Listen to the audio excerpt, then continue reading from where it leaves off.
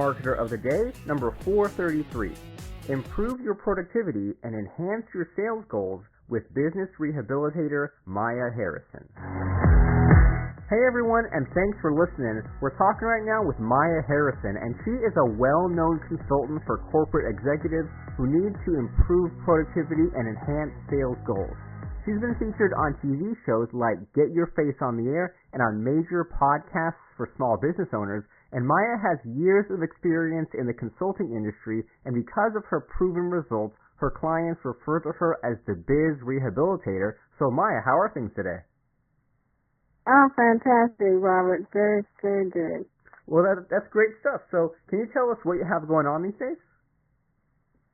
Yeah, actually, been putting together a seminar, sort of like a workshop for a corporate company to help them reduce absenteeism in the workplace. They've been having a lot of problems with people, the workers not showing up as much as they used to, and it's, causing them to have a lot less productivity in their office and causing them to lose a lot of sales. Okay. So I'm putting together, a platform to help them resolve that issue. So why is this sort of thing happening these days?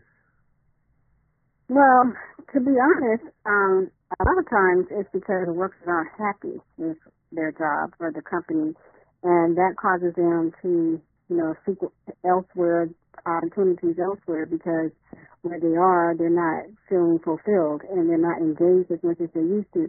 Actually, recent statistics show that they did a recent study, and it says that the average worker is disconnected with their job, they're not engaged, and it reduces employee morale overall for the company because there's no motivation on their part to help the employees feel, fulfilled with their work. So basically, they're just going through the motions, getting the job done, but they're not really big on their performance when they're doing their work. And so, what's changed lately? If people aren't as fulfilled as they used to be, what the heck happens? Well, that's a good question, Robert. Because during some of my personal surveys that I've done in a recent study that I came across said that the question, what happens, like you said, when employees are not engaged in their work, their answer is most companies are still behind the times. They are still using their old practices, their old policies, their old work ethics. This is honestly dating back to 2003, but you have workers who are more digital, more mobile, or they would like to have their work done at home. A lot of people are leaning toward remote work because which means they telecommute, either they do half of the work at the office or they do half at home. And so there are some companies that are doing that, and that is the new modern work ethic style that most workers would like to see. And during that study, they interviewed some of the employees of 500 Fortune companies, and they said that if the company, they would be willing to stay at the company if the employer would be willing to invest in more digital data, more mobility processes, as far as them being able to have more flexibility. Because when they have, for instance, if a worker has kids and they don't have a lot of time to, have to arrange for someone to pick the child up, that means they're going to have to leave work early to go get their kids if they don't have anyone else to do it. But if the employer would invest in, let's say, a remote to allow them to leave early and work at home the other half of the day, that would allow them to go pick up their children and whatever else they have to do that's important, maybe that's the care for an elderly one at home or whatever. But the flexibility is the key. And if they would go to mobile and digital data processes as far as their working environment, that will bring the employee to be more engaged because then, and also it would help them do more teamwork with other employees because being remote, you don't have to be in the office to get the work done. If they go to the digital processes, they would be able to still collaborate with other workers who may also be working from home, or they could be at the office, but they would still get the work done more effectively because they wouldn't have to actually physically be there, but they can still engage in what's going on with the company and get better results.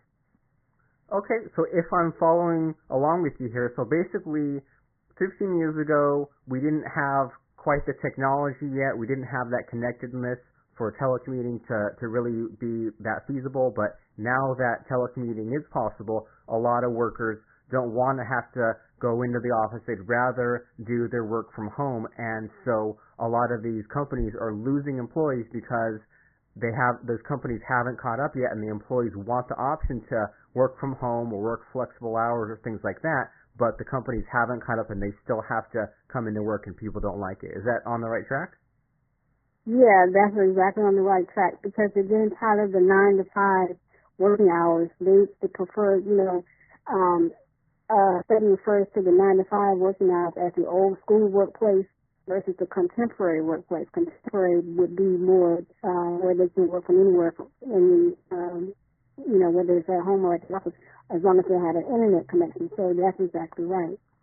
Okay, well, great. And then so about this show that we're on now. So a lot of people that listen to this podcast are work-at-home entrepreneurs. So a lot of people have kind of taken the leap already and maybe if their employer didn't let them telecommute, they're like, well, screw you, I'm kind of becoming my own employer. So a lot of people are in business for themselves. So what kind of things are you working on in that area, or what advice do you have for those solopreneurs who are just getting started out there?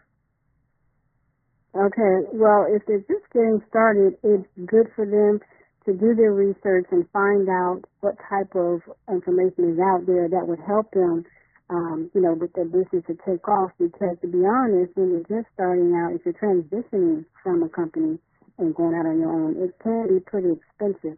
So the best thing I would advise, don't just leap into it cold turkey, take some time, take baby steps and find out what resources you would need. For example, if you wanted to transition and go off on your own, like when I started, I did some research to find out what type of business I wanted to get into, what motivates you. That's the key. Just like when you're at work, what motivates you to get the work done, what motivated you when you first got hired, to keep you on that path and to see what, inspires you to go off on your own. You don't want to get into something, let's say, for example, if you don't like cats, then you wouldn't go into a cat business.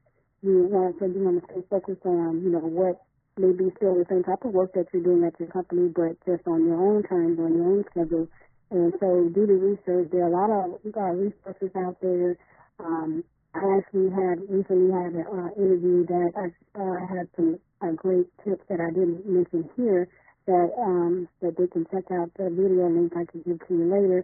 But it basically gives information on what the company can do to keep the workers from losing their job and leaving them hanging high and dry.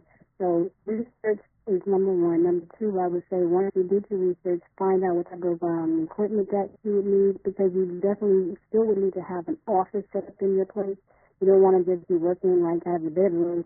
You still would want to have a professional setting, because that helps you focus. It keeps your mind on your work, keeps you clear. And as long as you don't have any everything scattered everywhere, just like when you're at the office, you want to keep everything organized. That helps you stay professional, even though you're at home. You can be in your pajamas, but you need to have everything organized. To be honest, I don't even think being in pajamas would keep me focused, because that would make me sleepy. But everyone's different. I mean, there are probably some people out there who be working at pajamas and may have it down to a science, but I feel dressed to impress even when I'm at home, as if I were at the office. But yeah, definitely there's a lot of seminars of other like events that people are having about small businesses.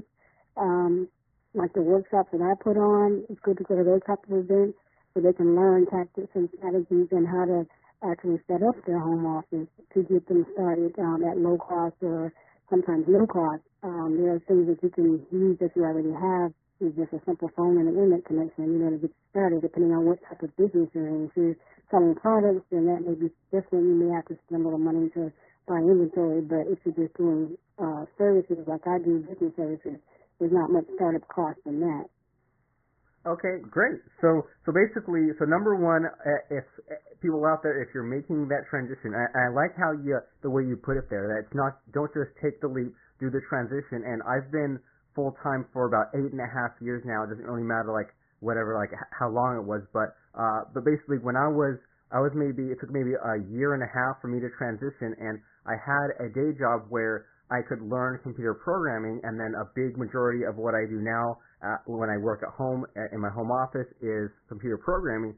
So it was like, I didn't work on my business while at the job, and I didn't work on the job while on my business. I kept those things separate, but I was able to kind of learn the skills that paid off later. So I'm really glad that you mentioned that. And then get the right equipment, get that office, that separate area, so that way you're not just working out of your house, and be organized, and then get yourself out there and then go to those seminars and workshops out there. That way you can talk to the people that you need to talk to. So a lot of great stuff there. And I like how another kind of thing that was kind of put in there was how, well, you need, like you personally, what works for you is to dress up for the day. And I remember those first couple of weeks when it was really scary. I was on my own. I made the transition. And then I'd wake up in the morning and I'd get some clothes on, get real like outside clothes Right. on. And my girlfriend at the time was like, well, I don't get it. If I was working for myself, I just would stay around in my pajamas all day. And I was thinking, if I did that, like, my productivity would be so shot. I'd be so sluggish. I'd be just Get nothing done, right. yeah, get nothing done and not taking things seriously. Watching So TV. yeah, and just like not really having my head focused, not really at the game time. So that was, I mean, I completely right with you there in that, put on some clean clothes, take a shower, all that Right. stuff, as if you are actually going Right. out there to an office. And so, but do you have any advice to avoid people building a new job? Because that's always the fear, right? That people say, well, I hate my job, and then they maybe have this passion, or they go into something new, but then what they create then is maybe more work for less pay, or maybe the thing that they thought they had passion for, a few years down the line, it really didn't work out. So then they end up in even kind of a step down. So is that a real fear for people to be worried about? And are there things we can do to kind of have that business where we set our own terms, but we also don't make a new 9-to-5 job for ourselves? Yeah, exactly. You're exactly right, because I actually ventured off on that a little bit myself before I got settled into doing what I'm doing now, and it was scary. I was like, well, I'm doing just as working as many hours as I was at the office. Yeah, you don't want to do that. So the way to avoid that, you made a good point. You need to focus on something. Now, sometimes if it's a salary issue, that's another thing. You don't want to go into something that, even if you love doing that type of thing, let's say if you love dogs and you want to start a dog walking business, that's fine. But if you're working at a company, let's say you're working at a pet industry, and you're making 6 figures a year, then you go off on your own and you're making 5 figures, you don't want to do that. You're going to definitely, because now that means you're going to have to cut back on other things in your life, like maybe, I don't know, cable, TV, for example, whatever luxuries that you're doing that you can afford. But now you're going to have a big cut in your pay, and if you can't make ends meet with that, then yeah, you're going to have to change your passion or change your outlook on another profession. But you definitely want to stick to something that you like to do. You don't want to just also just focus on salary, but you want to focus on something that's going to get the bills paid, and so you're not struggling and be worse off than how you started. So my suggestion would be, again, think about, get clear. I like to do lists. I make a list of everything, literally, since I was in grade school, so I first learned that. Make a list of everything that you need to do for the day or even the week. That's how I stay organized. Even now I do that, like just grocery shopping. It helps a lot. And if you make a list, sit down and write out maybe 20 to 30 different types of industries that you want to work in, different type of jobs, careers that you like. Even if ones that you've never, tried before, that you thought about trying, write it all down. And start with each one, looking it up, Googling it, seeing what it's about. If you don't know anything about that particular industry and you're curious, see what it's about. Look at their company website, see what they actually do, what type of service it is that they're providing, or what type of products, whatever it is. Do the research. Again, research is key. And because it may not be something you want to do once you see that it involves. A lot of times you look at the job, like the title. let's say if it says program manager, you're thinking, wow, that sounds cool. But when you look it up and you see what an actual program manager does, you might not want to do everything that he does because it's a lot of work. Because I actually had thought about doing that. And after I read every little thing he has to do, I'm like, but that's just like being at the office, working 10, 12 hours a day. So I didn't want to have to do that on my own. And it's not that easy of a job either, depending on what type of company it is. So do your research. Write down a list and check off, you want to narrow it down to one, of course, and maybe two things that you want to do. So once you find out what it is you want to do, then go out and, get the materials or get the resources, that go to the meetings and talk to people who are already in that industry, who already are doing that type of job, who are already doing that type of career, because then you can ask them questions on, how they get started or if they, like what they do. And 9 times out of 10, if they're out there at meetings promoting their services, they like what they do. They're not going to waste their time going out trying to, meet other people and promote their services unless it's something they enjoy doing. And advertise. Once you decide what you want to do and you're set on that particular career, and it's okay if you start something. Sometimes you can start off on something and you like it, but it may not be, all you thought it to be. You can still do it, but maybe advance it, enhance it, means get some help, get an assistant to help you do the little tedious things you don't like to do and just focus on the things that you like to do. Because sometimes businesses are like that as well. Sometimes you need help. You can't do it all yourself, and maybe, if you can't pay someone a lot, that's fine. You can start off with maybe a relative or a college student. They won't require much to help you out just for you to get started, and it would definitely take a load off of you, and then you can focus on the fun parts of the business that you like to do. So that's the suggestion I would have. Write out a list, pick out what industry you want. I say 20 or 30 because if you just do 1 or 2 or 3, that might not. If you don't like any of those, so the more you have to choose from, the better your chances of finding something that you really will like. That's super great advice. So much good stuff in there. Number one, that, don't just write down 1 or 2 things, but like write down 20 or 30. That way you can get to some of those good ideas. And then that idea of once you narrow it down to a few, do the research to see what it actually entails. I mean, it sounds really simple, but that's genius because a lot of people I think out there, they just kind of end up with whatever job they end up with, right? They kind of don't do a lot of research, and then next thing you know, now they're stuck on this career path, and they're like, well, I made it this far, I made it this many years, and too late to start over now. So that sounds like a scary place to be. If only they had done some of that, a little bit of research, or seen what it was that they needed to do. And so when we introduced you here, we mentioned it in your bio that you had some kind of product about like getting your face on the air. So can you explain that to us a little bit?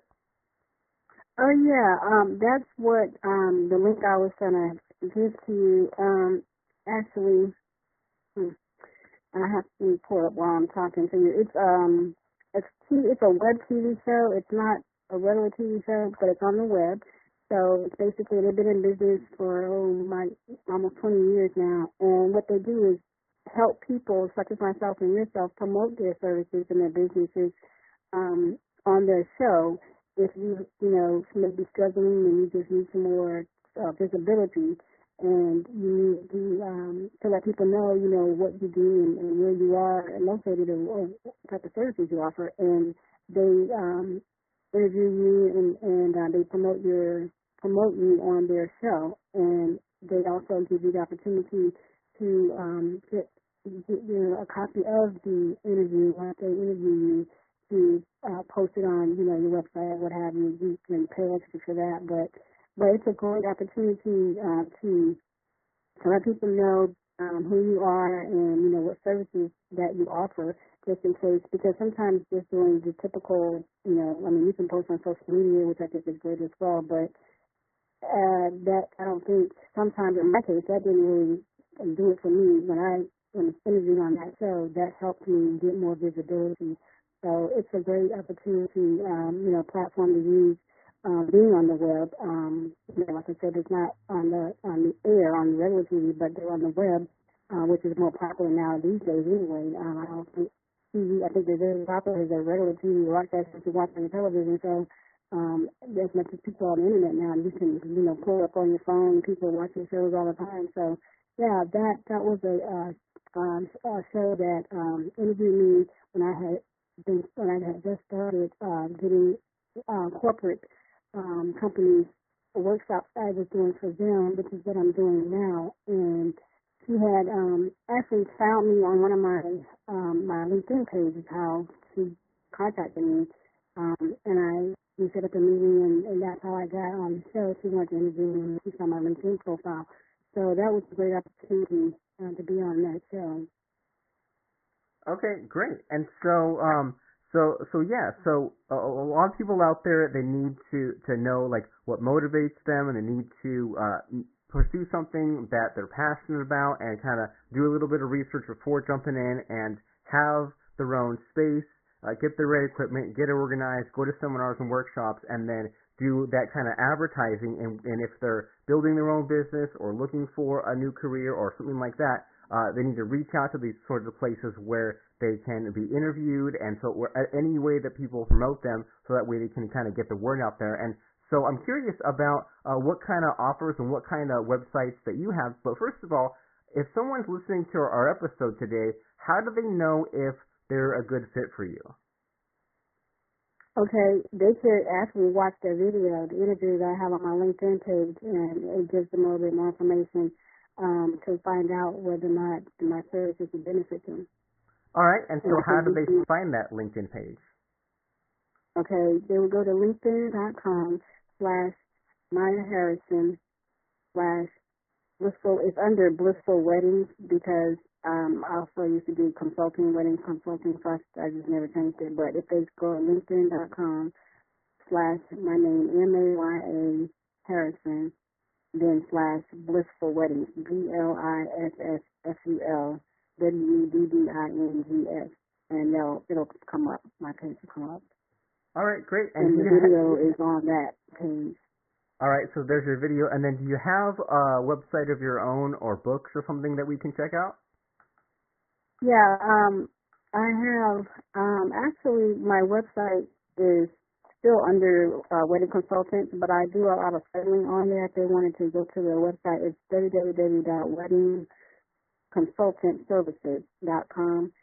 And when they get there, they can go to the contact page. That's how I schedule appointments. If they wanted more information as far as, what we talked about today on the show, and to see how I can help them promote their services and just get started as an entrepreneur, or if they're already started, other resources that they can, find out about. They can set up an appointment, phone consultation on my website. No charge for that. Okay, great. So go to weddingconsultantservices.com. Even though Maya isn't doing the wedding thing anymore, you can find her contact details. But I mean, you'll have a new website up pretty soon, right? Yeah, I'm working on that.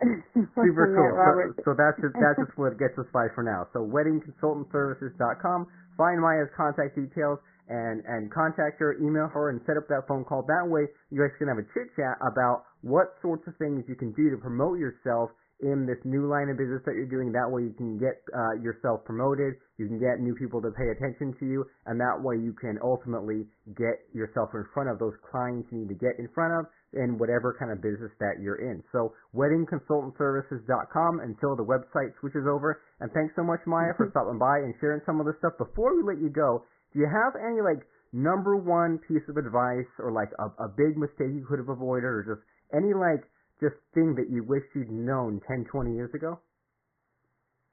Actually, yeah. When I was working in corporate, I wish I had known that if I had done my research. I was working at the a state job, and it was basically receptionist / office clerk / whatever. It was like a lot of hats I was wearing. But the ultimate issue was, I thought that I could move up because I was busting my butt. I was hired, interviewed and hired. I was referred to the position by someone else, and I was hired the same day.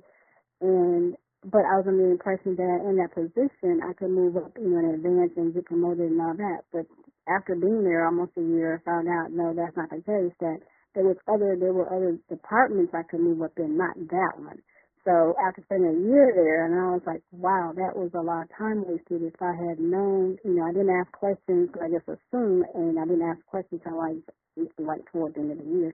And so I ended up quitting that job, and I got something else. But if you are working somewhere and you just started, or if you've been there for a few months and you're thinking that you can advance or get promoted, 9 times out of 10 you probably can, but there are some companies that, positions that you have at a company that you do not advance. It's just that particular, that's it. You can't go any further. And if you don't ask questions, you'll be stuck there and not knowing. And in my case, I thought it was maybe because my performance wasn't good.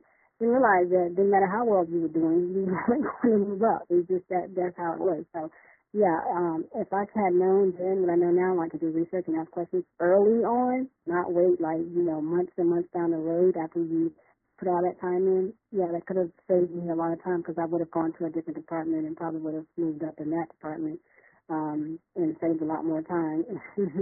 So, definitely don't just work somewhere for a long time without finding out all of the, opportunities of advancement beforehand. Good to know. And I don't know about you, but probably every single person I know has been screwed over in the job advancement category, including me. Either your situation, or maybe they even started a job where there was a way to move up, but then someone kind of went and moved up ahead of them, or they were promised certain things, and then later on down the line, those things were kind of taken away. It's happened to all of us, but I really like your attitude today, where it's like you have to be marketing yourself, and you have to be doing this research so that you can keep those options open, so that if anyone listening here, if you find yourself in that situation of you've been loyal and you've had this job, and then suddenly this door closes in front of you, I think that what I've been kind of hearing from you is that do the research, do the marketing, and have some kind of a plan B in place. If that means switching careers or switching jobs or starting your own business, you can't. The only person you can really depend on is yourself. And people out here might have been strung along with things, and so good thing that they're listening to us today. So make sure you guys go to weddingconsultantservices.com, contact Maya, tell her what your situation is, see how she can help, and we'll see you over there. So thanks, Maya, for stopping by and sharing some of this great stuff with us. Thank you for having me, Robert. It's been a pleasure. Don't wait for perfection. Don't spend more than 1 hour at a time at the computer. Don't do more than 4 things per day, and don't let projects take longer than 3 days. These are just some of the insights you'll discover in our new book, The Checklist Mindset. Claim your copy at www.checklistmindset.com right now today.